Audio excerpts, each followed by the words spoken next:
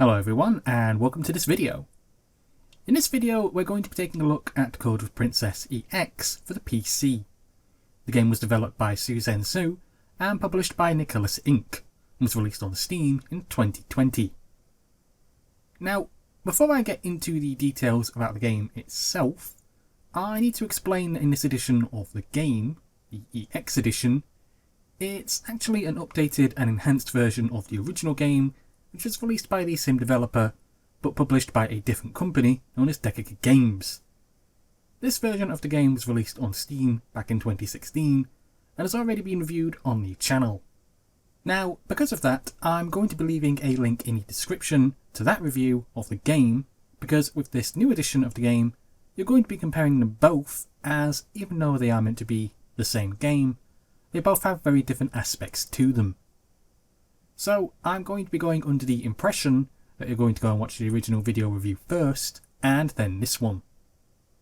Now, with that out of the way, here's the game's review.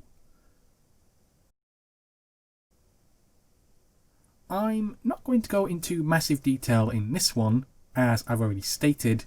I am under the impression that you are going to go and watch the original video review first game before this one.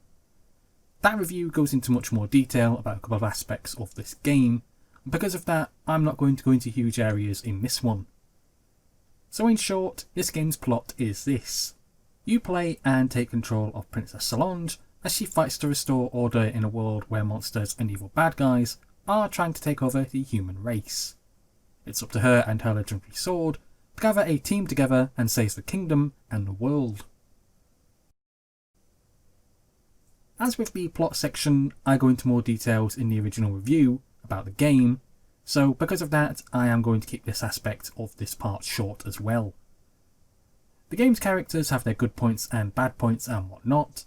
Nothing really has changed here with this new enhanced edition of the game, as everything in this section has pretty much just stayed the same.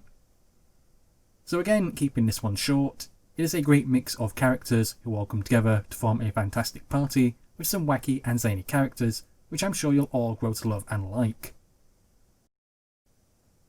Okay, here's a part of the game which has been changed quite a fair bit, and I'm not sure if it's all for the better. Gameplay wise, if you have ever played the epic game that is Guardian Heroes on the Sega Saturn or an Xbox Live, then you will know what to expect here, as it pretty much follows the same style of play. Which is no real surprise once you find out that some of the people who worked on that game also happen to work on this one as well. So expect loads of over-the-top special moves, dozens of enemies on screen at once, and loads of punching, sword clashing and magic spells aplenty. All this sounds quite good, right? Well, here's the problem. Whilst this all sounds good, the issue is actually putting all that into practice and making it all come together and work. And sadly for the EX edition of the game, that's not exactly been handled very well.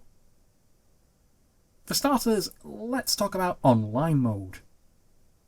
The game does claim that it has an online mode that you can play online with others, doing various missions and bonus quests once you unlock them. The problem is this. It's that either the netcoding for this game is absolute garbage and just doesn't work, or the game's online mode is already dead on arrival. I say this because even after messing with the online mode option for over 2 hours, no one ever seemed to be there. The game also does appear to be missing Steam's remote play option, and that isn't in place either. Now, this is exceptionally disappointing, as I really would like to have played this game with some of my friends, and using the remote play option is very easy and simple to set up. So why isn't it implemented here? The other huge change with this EX edition is the levelling up system. In the original port of the game, you could choose how to level up your character by allocating points to their strength, vitality, and everything else. In the EX edition of the game, this feature has been removed, and instead it levels up automatically for you without giving you any choice. This might not seem that important at first, but the game's been rebalanced in such a way that once you get to a certain point within the game, the bosses can spam infinite special moves, which basically end up taking you out with 1 or 2 hits. So being able to allocate your own points would have helped here, and because now you can't, the game simply gets to a point where you can only advance if you grind like crazy. Code of Princess EX finally has the graphics that the game originally promised that it would have had, but then failed to deliver. Finally at last we do have a proper HD rendered graphics for the game, instead of the god-awful Nintendo 3DS graphics blown up into 720p quality, and then looking like a pixelated blurry mess. At last Code of Princess looks beautiful, and like how it always should have been to begin with. And whilst this may look beautiful now, you can't help but feel it's almost a bit like a double-edged sword. On the one hand, yes, the game does look fantastic now, and like how it always should have been. But that's the whole problem. We were promised this by the developer with the original game, and it just wasn't true. So you can't help but feel a little bit bitter about it all. The game being a Nintendo 3DS game originally means that the game stages are limited in their range and scope. You don't get huge giant locations to explore in, but instead small mini locations with a handful of enemies on screen at once, which once beaten then get replaced by a boss. The stages are quite small and quite disappointing if I'm being blunt. I was expecting big stages like what I would have been given with games like Guardian Heroes or Streets of Rage, but instead you're just given one location, you have a very small area to fight in, you fight a boss, and then you go on to the next. And basically that's just it. You are on a flat straight level, which isn't that big at all. You fight a few enemies, you fight a boss, and then just copy paste, and so forth. The stages really should have been made bigger or improved upon in some way. Just because this game was originally a Nintendo 3DS game doesn't mean that now it should be limited in what that game is capable of doing now it's been given an upgrade. Now we're up to the most important part of this review. Should I buy Code of Princess EX for the PC? For me, this is a difficult question to answer because the simple fact is this. Code of Princess EX shouldn't really exist. This is the game that we should have been given in the first place and that was promised to us. Instead, what was given to us was an extremely piss-poor port that left a lot of people feeling very sad and disappointed. Now in 2020, we're given a new HD edition of the game, which is everything that the original promised. But then there's complications with it, and because of everything that's happened, it's just left the game clouded in a lot of controversy, and left it with a lot of negative feeling built up around it.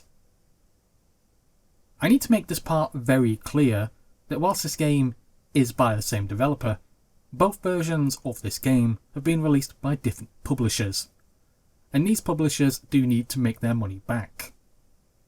The EX edition of the game isn't handled by the same people who did the original, and as such this means that it is their first time selling this game for that new publisher. Had it been the exact same publisher and developer working together, then maybe things might have been different for original Code of Princess owners. However, this isn't the case here, and I just feel that because of that, this whole area is going to leave a lot of negative feeling about the game, and people possibly wanting to purchase it. Code of Princess EX is a good game, but it does need a lot of work to it for the PC edition of the game, especially when you compare it to the Switch version. Online mode really does need sorting out, or at the very least, the developer needs to add remote play to the game so that it can be enjoyed with friends like how it's supposed to be. I also feel that the game would be better if it also had the English dubbed voices in it as well, because that was a big part of what made me like the game when I very first saw it. And then when I found out that the original had removed this feature, I was really hoping that the EX edition of the game would bring them back. Sadly, that doesn't seem to have happened, and there isn't really a reason why.